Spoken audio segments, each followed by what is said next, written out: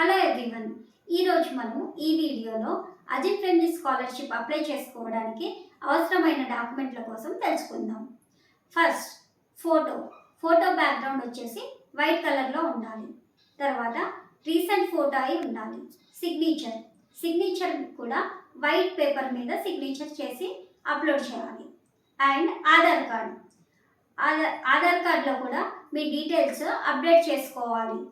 Father name కావచ్చు, మీ date of birth కావచ్చు, and me name కావచ్చు, స్పెల్లింగ్ మిస్టేక్స్ లేకుండా అప్డేట్ చేసుకోవాలి.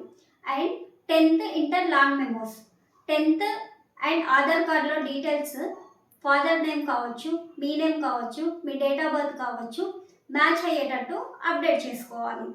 అండ్ బ్యాంక్ అకౌంట్లో కూడా ఐఎఫ్ఎస్సి కోడ్ అప్డేట్ ఉందో లేదో తెలుసుకోవాలి.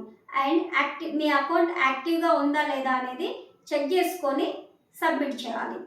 అండ్ బ్యాంక్ అకౌంట్లో కూడా మీ ఫాదర్ నేమ్ కానీ మీ నేమ్ కానీ స్పెల్లింగ్ మిస్టేక్స్ ఉన్నాయా లేవా అనేది చెక్ చేసుకొని అప్డేట్ చేసుకోవాలి.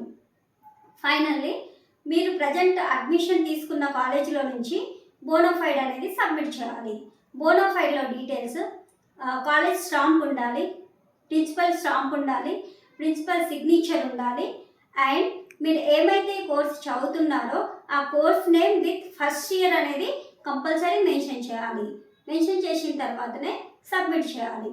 మరి ఈ అప్లికేషన్ ప్రాసెస్ కానీ లేకపోతే మళ్ళీ ఇంకేమన్నా ఫర్దర్ డీటెయిల్స్ కావాలి అని అంటే అజిత్ ఫ్రెండ్లీ స్కాలర్షిప్కి సంబంధించిన ఇన్ఫర్మేషన్ కావాలి అని అంటే కామెంట్ చేయండి.